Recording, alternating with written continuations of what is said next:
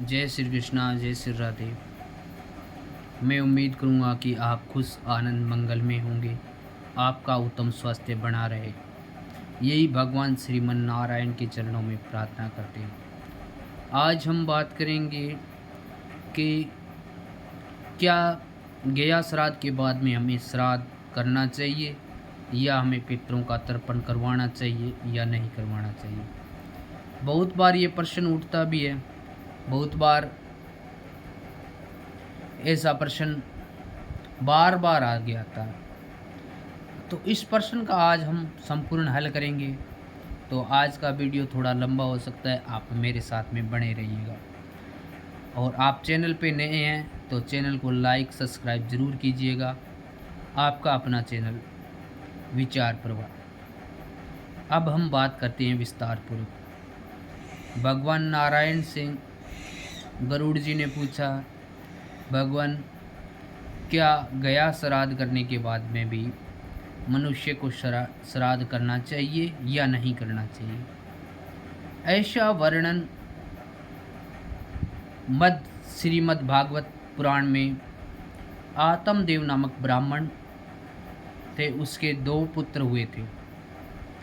एक पुत्र का नाम धुंधकारी था, दूसरे पुत्र का नाम गोकर्ण था। धुंधकारी अनंत नीच मलिन दुष्ट प्रवृत्ति का था। वो हमेशा दुष्ट नीच कार्य करता था, नीच संगति थी, नशा पता, ऐसी मानसिकता थी उनकी। चोरी डकैती और जारी जैसे भी कर्म किया करता था। वहीं गोकर्ण भगवान का अनन्य भक्त था। वो हमेशा भगवान नारायण की स्तुति प्रार्थना वंदना करते थे। अब गोकर्ण भगवान की कृपा से अनंत महान ऋषियों की श्रेणी में आने लगे। उधर क्या हुआ, थोड़ा समय बीता, धुंधकारी का नीच प्रवृत्ति के दौरान कुछ वेश्याओं ने उसकी हत्या कर दी। थोड़े समय के बाद में गोकर्ण को पता चलता है कि उनके भाई का किसी ने वध कर दिया। ऐसे में गोकर्ण मन में वंश और भाई का प्रेम लेते हुए भगवान का अनन्य भक्त होने के नाते गोकर्ण सोचते हैं कि मैं गया जी जाकर मैं अपने भाई को मोक्ष प्राप्त करवा दूं। गोकर्ण जी ने गया जाकर श्रद्धापूर्वक श्राद्ध करवाया और धुंधकारी के नियमित पूजा पाठ जप तप हवन करवाए। गोकर्ण जी वापस चले आए और उधर धुंधकारी गोकर्ण जी को डराने का प्रयास करता है। कभी शेर का रूप धारण कर लेता है, कभी भैंसे का रूप धारण कर लेता है, कभी भयानक अनन्य रूप धारण कर लेते हैं। गोकर्ण जी महान ऋषि थे। उन्होंने भगवान की तप से इतना सर्वत्र ज्ञाता हो गए कि उन्हें पता चल गया कि यह उनका ही भाई धुंधकारी है। गोकर्ण जी ने अपने जल से झाड़ी से जल निकाला और उस प्रेत आत्मा पर छोड़ दिया। अब प्रेत आत्मा पर जैसे ही छोड़ा, प्रेत ने अपना शरण स्वरूप धारण कर लिया और वो थे धुंधकारी। धुंधकारी कहने लगा, हे गोकर्ण जी, आप भगवान के अनन्य भक्त हैं और आपने मेरा गया श्राद्ध भी करवाया, किंतु मुझे 1000 बार गया श्राद्ध करने का भी फल प्राप्त नहीं होगा। मैंने इतने अधम पाप किए हैं, भगवान की भक्ति से प्राप्त हो आप, तो आप मेरा दोबारा जाइए और दोबारा गया श्राद्ध करवाइएगा।